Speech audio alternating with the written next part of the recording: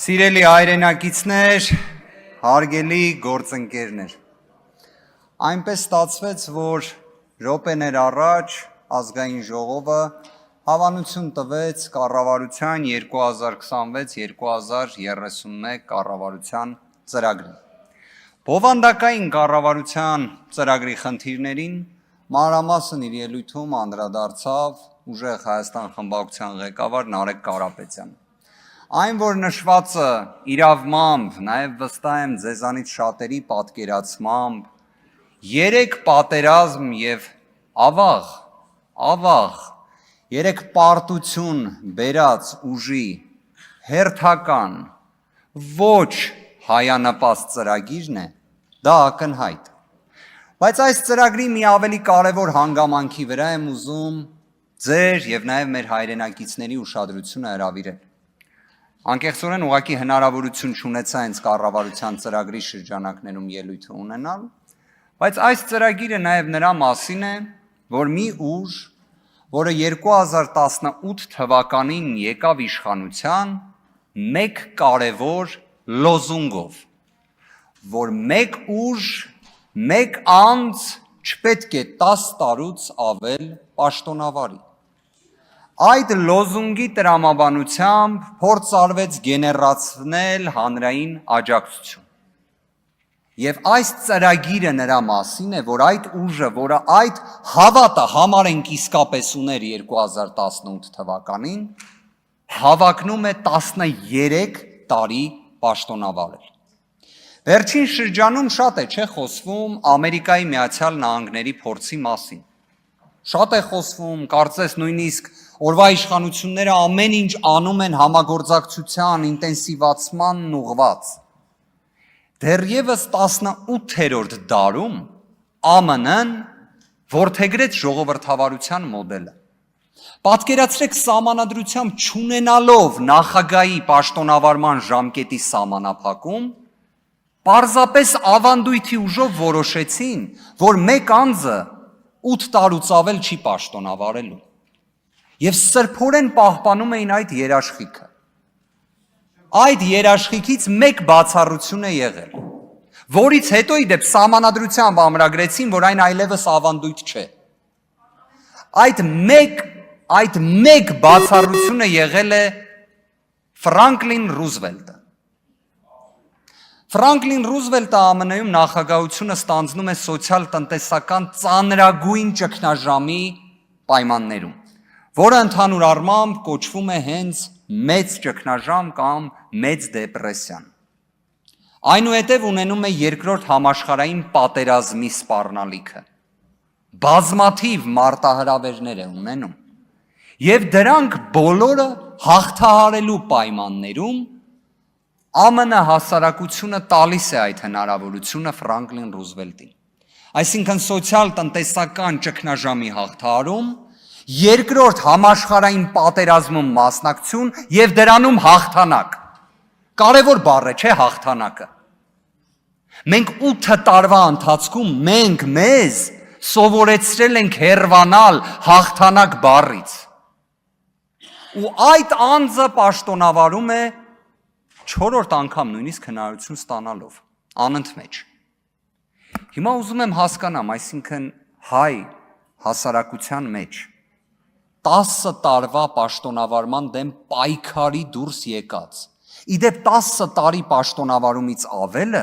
դուք, ձեզանից շատերի դեմքները հենց այդ ժամանակ նաև հրապարակներում է եղել։ Ասում էիք 10 տարուց ավել պաշտոնավարող մեկ անձը, դա ադրբեջանացումն է, դա ալիևությունն է։ Ու դուք հիմա բերել եք ծրագիր ու այդ ծրագրին էլ հավանություն եք տալիս, որը նրա մասին է, որ դուք 13 տարի պաշտոնավար եք։ Բայց եկեք համեմատականը անենք։ Ուրեմն Ֆրանկլին Ռուզվելտի ձեռքբերումներից խոսացինք։ Իսկ ձեր ձեռքբերումները որոնք են։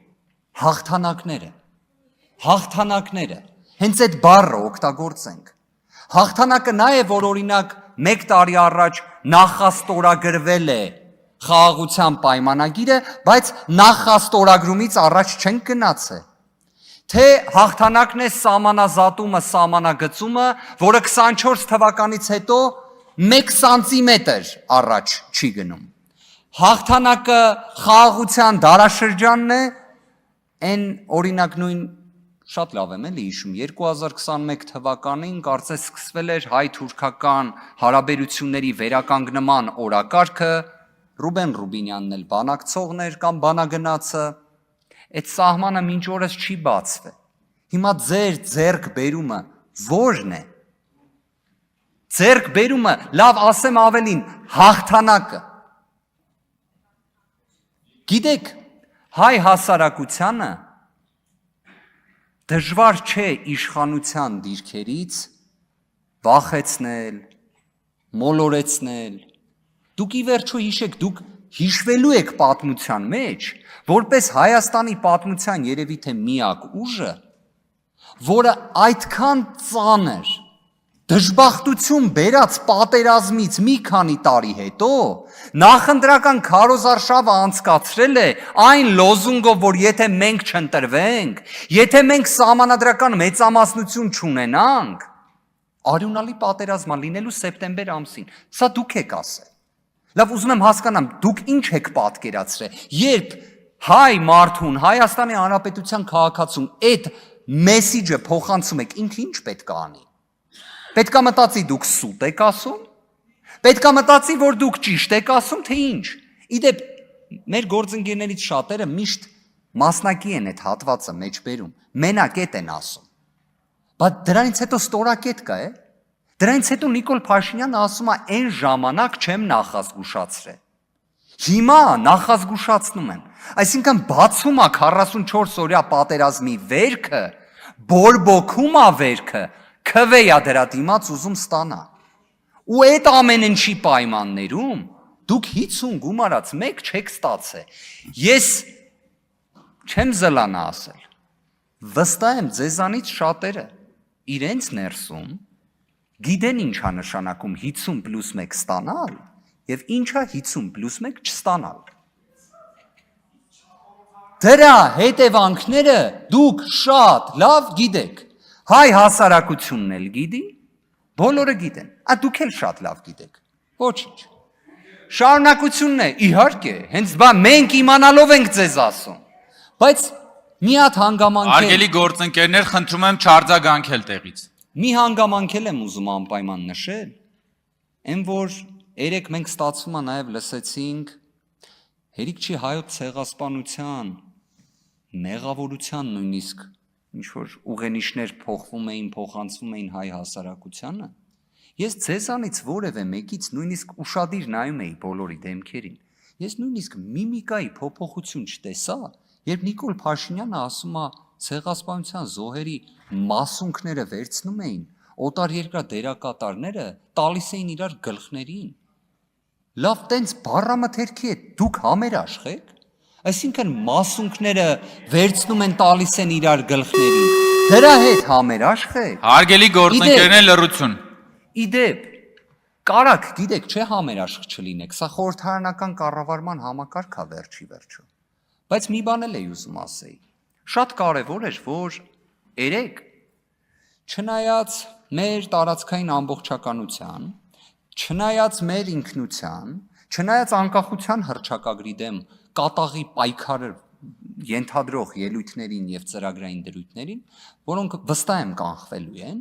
մի կարևոր արձանագրում եղավ։ Ես նույնիսկ տեսա, որ գրեթե մենք ունեցանք կոնսենսուս -1։ Դա ֆեյքերի դեմ պայքարն էր։ Փաստորեն, այստեղ Նիկոլ Փաշինյանը ազդարարեց, որ պետք է իրապես ֆեյքերի դեմ պայքարել, ֆեյք տեղեկատվություն տարածողների, ֆեյք էջերի, բայց մի բան էլ ֆիքս եմ, այդտեղ կոնսենսուս -1-ը տեսա, որովհետև ես տեսա մեկ անձի, ով այդ մտքով ոգևորված չէր։ Շնորհակալ եմ։